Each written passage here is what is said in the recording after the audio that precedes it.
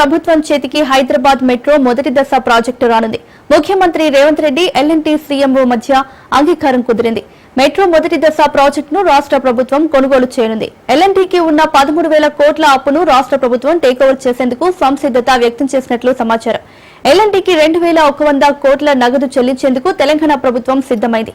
దీంతో హైదరాబాద్ మెట్రో రైలు నిర్వహణ నుంచి ఆ సంస్థ వైదొలగనుంది.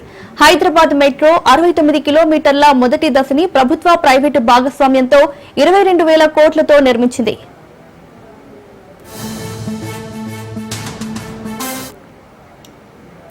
హైదరాబాద్ ప్రజల జీవన శైలిలో ఓ భాగమైన హైదరాబాద్ మెట్రో రైలు ప్రయాణికులకు సౌకర్యవంతమైన ప్రయాణాన్ని అందిస్తున్నప్పటికీ ఆర్థికంగా మాత్రం తీవ్ర సంక్షోభంలో కొట్టుమిట్టాడుతోంది. ఎల్ఎన్టీ సంస్థ సారథ్యంలో నడుస్తున్న ప్రజా రవాణా వ్యవస్థ ప్రారంభం నుంచే నష్టాల బాటలో పయనిస్తోంది. తాజా ఆర్థిక నివేదికలు మరింత ఆందోళన కలిగిస్తున్నాయి.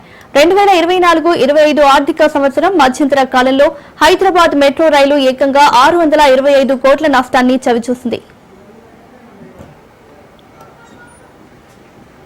హైదరాబాద్ నగర ప్రజల నుంచి విశేషమైన ఆదరణ పొందినప్పటికీ మెట్రో రైల్ ఆర్థికంగా కుదేలవ్వడానికి అనేక కారణాలున్నాయి. 2020-21 మధ్య ప్రపంచాన్ని వణికించిన కోవిడ్-19 మహమ్మారి సమయంలో విధించిన లాక్డౌన్ కారణంగా దాదాపు 1 సంవత్సరం పాటు మెట్రో సేవలు పూర్తిగా నిలిచిపోయాయి. ఆ సమయంలో ప్రయాణికుల రాకపోకలు పూర్తిగా స్తంభించడంతో ఆదాయం భారీగా పడిపోయింది.